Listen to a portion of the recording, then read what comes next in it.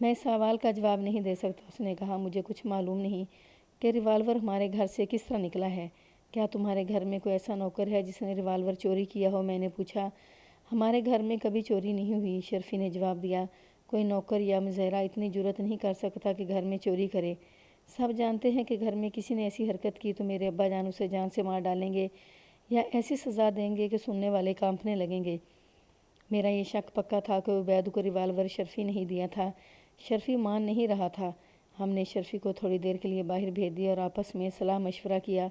Francis کا بھی یہی خیال تھا کہ شرفی کی عبید کے ساتھ گہری دوستی تھی اور شرفی اکثر ریوالور اپنے ساتھ لے جایا بھی کرتا تھا، اس لیے یہ بعید از قیاس نہیں کہ عبید کو ریوالور شرفی نے دیا تھا۔ ہم نے سوچ بچار کے بعد یہ فیصلہ کیا کہ شرفی کو یہی تاثر دیا جائے گا کہ ہم نے مان لیا ہے کہ اس نے عبید کو ریوالور نہیں دیا تھا۔ شرفی کی باتوں سے، یعنی اس کے بیان سے، ہم نے یہ تاثر لیا تھا کہ عبید اپنے ستیلے باپ کی بھانجی کے ساتھ اور بھی زیادہ چھوٹی چھوٹی باتیں کیا کرتا تھا۔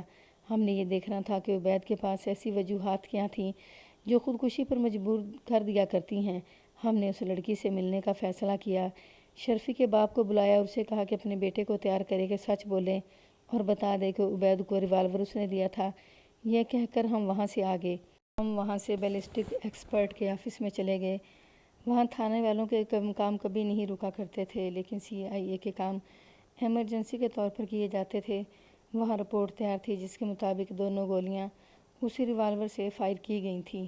اس کا مطلب یہ تھا کہ ماں کو بھی اور بیٹے کو بھی اسی ریوالور کی گولیوں سے مارا گیا تھا۔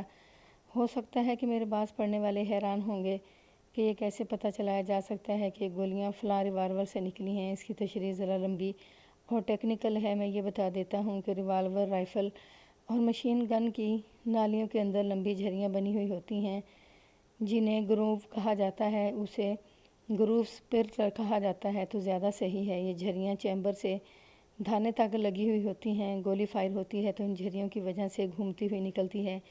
ان جھریوں کے نشان گولی پر بھی آ جاتے ہیں، یعنی گولی کا وہ حصہ جو نالی سے نکل کر ٹارگیٹ پر لگتا ہے۔ اس سے ایکسپرٹ صحیح نتیجے پر بھی پہنچ جاتے ہیں کہ یہ گولی اس ریوالور سے یا رائفل سے نکلی ہے یا کسی اور ریوالور یا رائفل سے۔ ان جھریوں کو ٹیکنیکل زبان میں ریفلنگ کہتے ہیں۔ کچھ اور چیزیں بھی دیکھی جاتی ہیں۔ بہرحال یہ ایکسپرٹ بالکل صحیح اور قابل اعتماد رپورٹ دیتے ہیں۔ یہ رپورٹ ریوالور اور گولیاں وصول کر کے ہم مقتولہ کے گھر چلے گئے۔ مقتولہ کا خاوند گھر ہی تھا۔ عبید کی لاش اس کے نانا نے وصول کی تھی، اس لیے مقتولہ کے گھر میں کوئی ماتم نہیں تھا۔ مقتولہ کے خاوند نے عبید کے قتل پر افسوس کا اظہار کیا اور پوچھا، پھر اس کی بیوی کے قتل کا سراغ ملا ہے کہ نہیں؟ مل جائے گا، میں نے کہا۔ آپ ایک کام کریں، اپنی اس بھانجی کو یہاں لے آئیں جسے عبید چاہتا تھا۔ مقتولہ کے خاوند کے چہرے کا رنگ نمایاں طور پر پھیکا پڑ گیا اور وہ 2-4 سیکنڈ میرے منہ کی طرف دیکھتا رہا۔ میں نے اسے پھر کہا کہ وہ اس لڑکی کو لے آئے۔ وہ پس و پیش کرنے لگا اور دبی سی زبان میں ایک بار یہ بھی کہا کہ وہ سمجھا نہیں کہ ہم کون سی لڑکی کی بات کر رہے ہیں۔ سب انسپکٹر فرانسس نے اسے صاف الفاظ میں بتا دیا کہ وہ لڑکی تمہاری بھانجی ہے اور عبید کی اس کے ساتھ محبت کا صاف لفظوں میں ذکر کیا۔ اپنی عزت کا خیال کریں محترم، میں نے کہا۔ اگر آپ ہمیں اس طرح ٹالنے کی کوشش کریں گے تو ہم اس لڑکی کو اپنے ہیڈ کوارٹر میں بلا کر تفتیشی کمرے میں تفتیش کریں گے۔ جائیں اور اسے یہاں لے آئیں۔ آپ کوئی فکر نہ کریں، فرانسس نے کہا۔ آپ گھر میں موجود ہوں گے اور لڑکی کی ماں یا اس کے باپ کو بھی ساتھ لے آئیں۔ آپ سب باہر بیٹھے رہنا اور ہم لڑکی سے کچھ باتیں پوچھ لیں گے۔ وہ سر جھکا کر آہستہ آہستہ چل پڑا۔ ہم حویلی کی بیٹھک میں بیٹھے ہوئے تھے۔ کچھ دیر بعد ایک نوجوان اور معصوم سی لڑکی کمرے میں داخل ہوئی۔ اس کے ساتھ مقتولہ کا خاوند اور اس کا باپ تھا۔ میں نے انہیں تسلی دلاسا دے کر باہر بھیج دیا اور کمرے کا دروازہ کھلا رہنے دیا۔ لڑکی کا سر جھکا ہوا تھا۔ میں نے اس کے ساتھ بات شروع کی تو اس نے سر اور زیادہ جھکا لیا۔ میں سمجھ گیا کہ لڑکی مشکل سے ہی بولے گی۔ میں اور فرانسس اسے کوئی دھمکی نہیں دینا چاہتے تھے، نہ ہم اسے اچھا سمجھتے تھے کہ اسے ڈانٹا یا جھڑکا جائے۔ ہم نے اس کے ساتھ پیار اور شفقت سے باتیں کیں اور دیکھا کہ اب بھی وہ نہیں بول رہی تو میں نے جذباتی باتیں شروع کر دیں۔ میں اس کا ایک نمونہ پیش کرتا ہوں، دیکھو فرانسس۔ میں نے اس لڑکی پر جذباتی اثر ڈالنے کے لیے فرانسس سے کہا، کتنی معصوم لڑکی ہے اور ان ظالموں نے اس کے جذبات کا خون کر دیا ہے۔ میں جانتا ہوں، فرانسس نے کہا، عبید بیچارے کو اس لیے قتل کیا گیا ہے کہ اس کے دل میں اس بچی کا پیار تھا۔ پہلے اس کی ماں کو قتل کیا اور اب اس بیچارے کا خون کر دیا۔ اس طرح میں اور فرانسس آپس میں اس طرح کی جذباتی باتیں کرتے رہے اور قاتلوں کو برا بھلا کہتے رہے۔ پھر میں نے عبید کی تعریفیں شروع کر دیں، اس کی مردانہ وجاہت کا اور پھر اس کی عادات و اخلاق کا اس طرح ذکر کیا جیسے اس جیسا آدمی اس دنیا میں کوئی تھا ہی نہیں۔ ہماری ان باتوں کا لڑکی پر یہ اثر ہوا کہ اس نے اچانک رونا شروع کر دیا۔ وہ سسکیاں لینے لگی۔ میں نے اس کے سر پر ہاتھ رکھا تو وہ اور ہی زیادہ بلکنے لگی۔ میں اور فرانسس آپس میں اسی طرح جذباتی باتیں کرتے رہے۔ لڑکی نے اپنے آپ پر قابو پا لیا۔ میرے عبید کو کسی نے قتل کر دیا ہے؟ لڑکی نے سسکتے ہوئے پوچھا۔ تم کچھ اشارہ دو گی تو ہم قاتل کو پکڑ کر پھانسی تک دلائیں گے۔ میں نے کہا، یہ تو بڑی لمبی بات ہے کہ ہم نے اس لڑکی کی زبان کس طرح رواں کی، کیا کچھ پوچھا اور کس طرح پوچھا۔ میں صرف یہ بتاتا ہوں کہ اس سے ہمیں راز کی کیا بات معلوم ہوئی۔ اس نے تسلیم کیا، بلکہ جذباتی لہجے میں ہمیں بتایا کہ وہ عبید کو دل کی گہرائیوں سے چاہتی تھی۔ اس نے کہا وہ سمجھ نہیں سکی کہ ماموں کیوں اسے عبید سے ملنے سے روکتا تھا۔ لڑکی نے عبید کے متعلق بالکل وہی باتیں سنائیں جیسے شرفی نے سنائی تھیں۔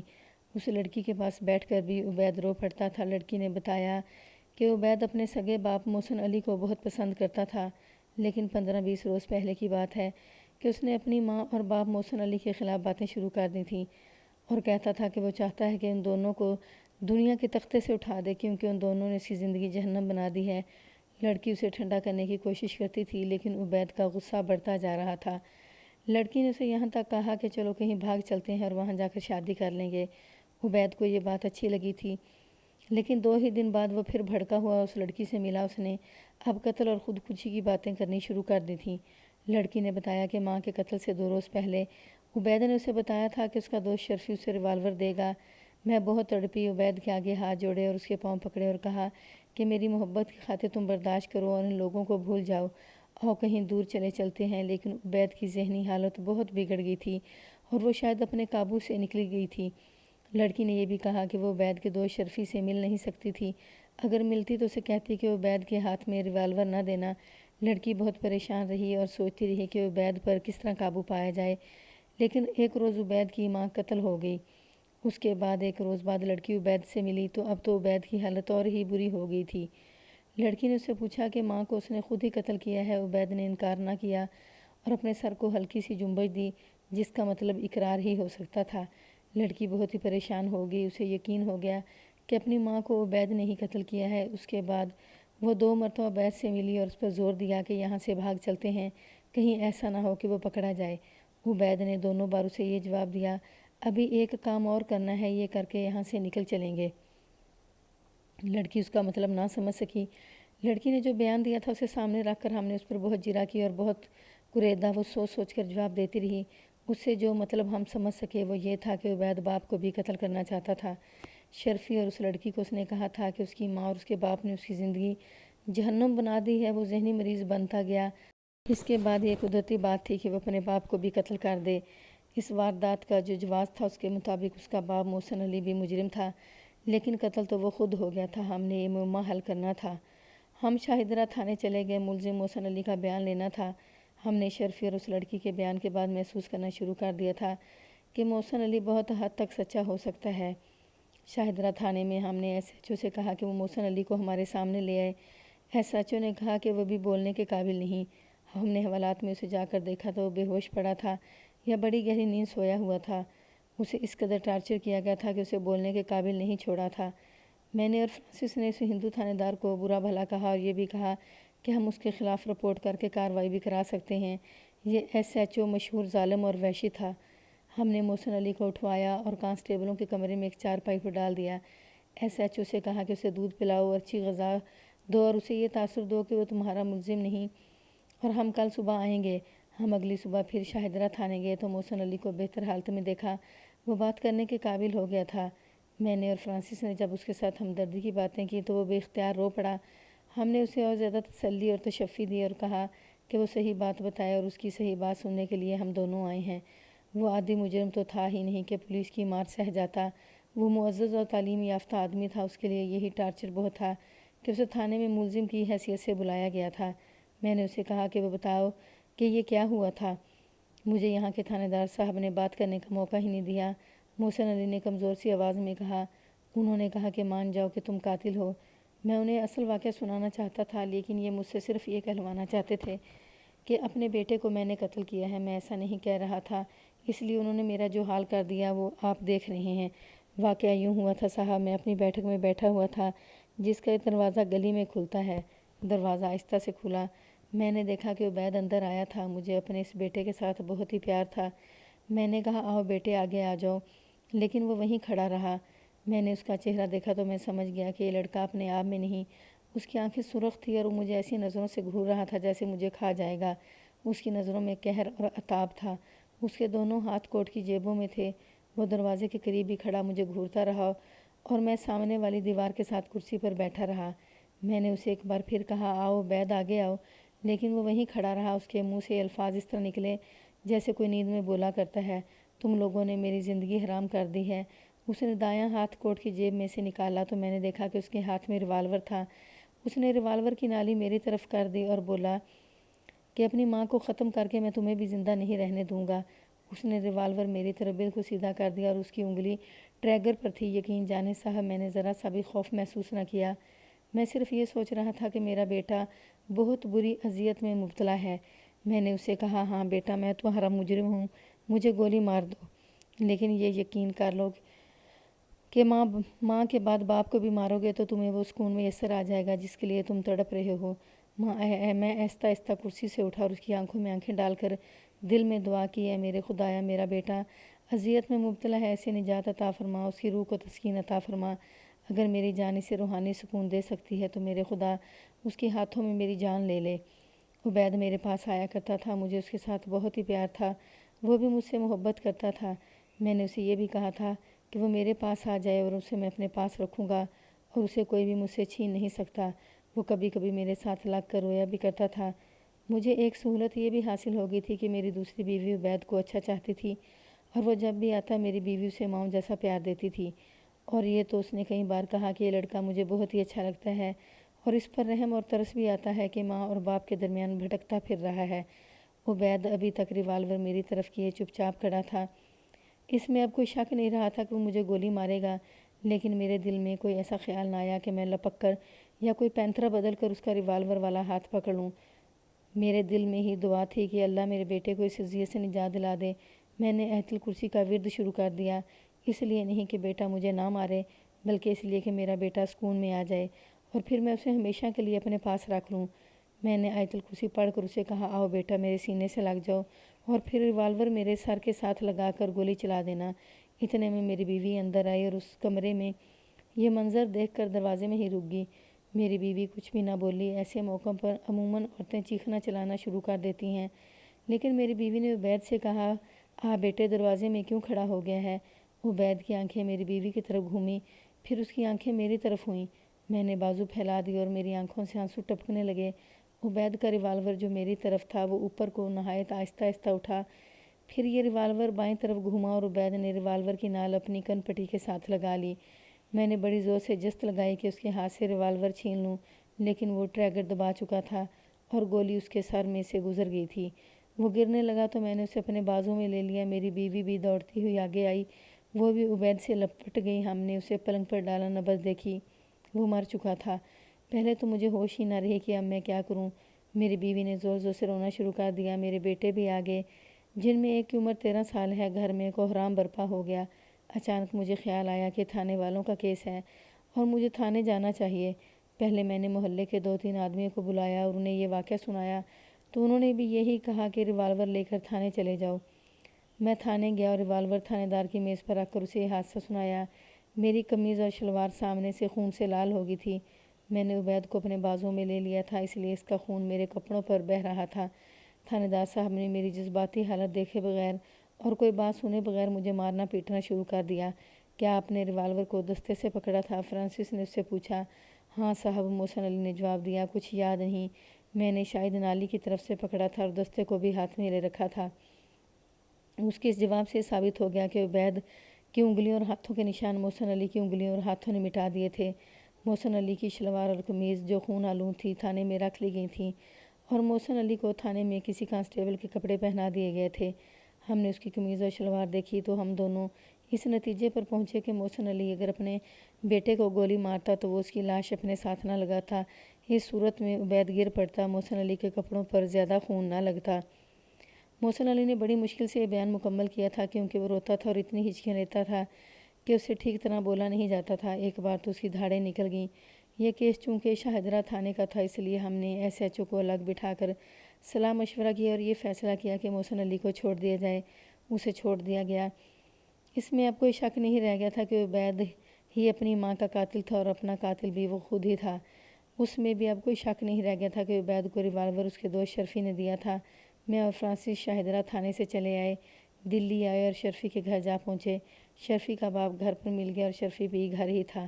تھوڑی ہی دیر پہلے کالج سے آیا تھا۔ میں نے شرفی کے باپ سے کہا کہ عبید کو ریوالور اس کے بیٹے نے دیا تھا اور اپنے بیٹے سے کہے یہ ایک بات مان جائے تاکہ ہمارا کیس مکمل ہو جائے۔ قدرتی بات ہے کہ باپ نے منت سماجی شروع کر دی کہ اس کے بیٹے کو گرفتار نہ کیا جائے۔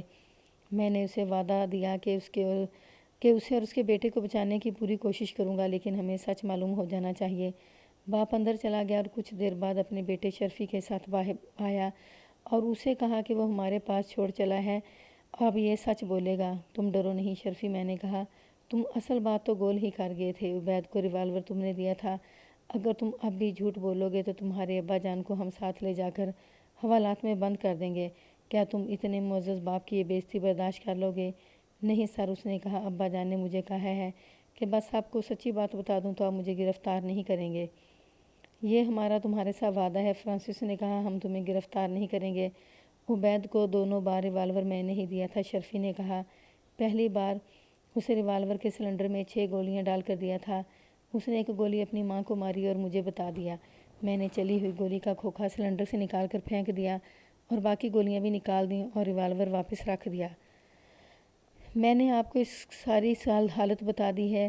وہ اب باپ کو گولی مارنا چاہتا تھا۔ میں نے پھر اسے ریوالور دے دیا، لیکن یہ پتہ چلا کہ اسی ریوالور سے وہ خود مارا گیا ہے تو میں بہت پریشان ہوا۔ اگلے ہی روز یا اس سے اگلے روز میرے ابا جان نے دیکھا کہ ریوالور غائب ہے تو انہوں نے مجھ سے پوچھا۔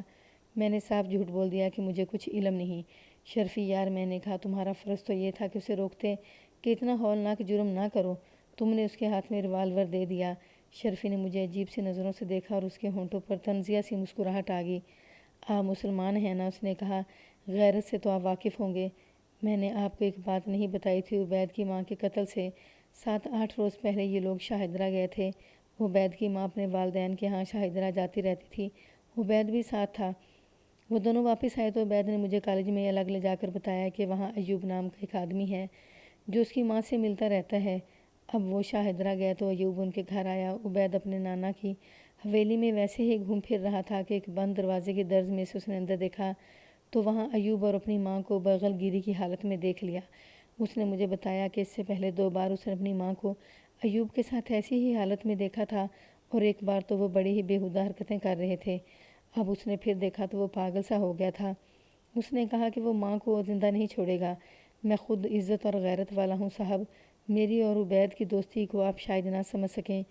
میں نے عبید سے کہا کہ چلو میں تمہارے ساتھ ہوں گا اور تم ماں کو ختم کر دو۔ اس نے میرے ریوالور سے یہ کام کر دیا اور کہنے لگا کہ اس کا باپ محسن علی اس کی ماں کو تنگ کر کے طلاق نہ دیتا تو ماں اس ذلت میں نہ پڑتی۔ اس نے اسی روز فیصلہ کر لیا تھا کہ باپ کو بھی قتل کرے گا۔ معلوم نہیں وہ خود کیسے قتل ہو گیا۔ اس نے خودکشی کی ہے، میں نے اسے بتایا۔ ہمارا کیس مکمل ہو چکا تھا، قاتل اپنے ہاتھوں مارا گیا تھا۔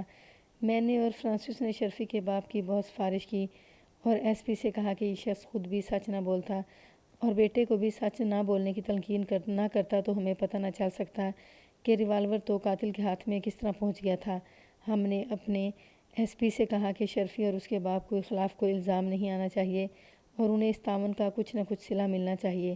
یہ تو ہو نہیں سکتا تھا کہ انہیں بالکل ہی معاف کر دیا جاتا۔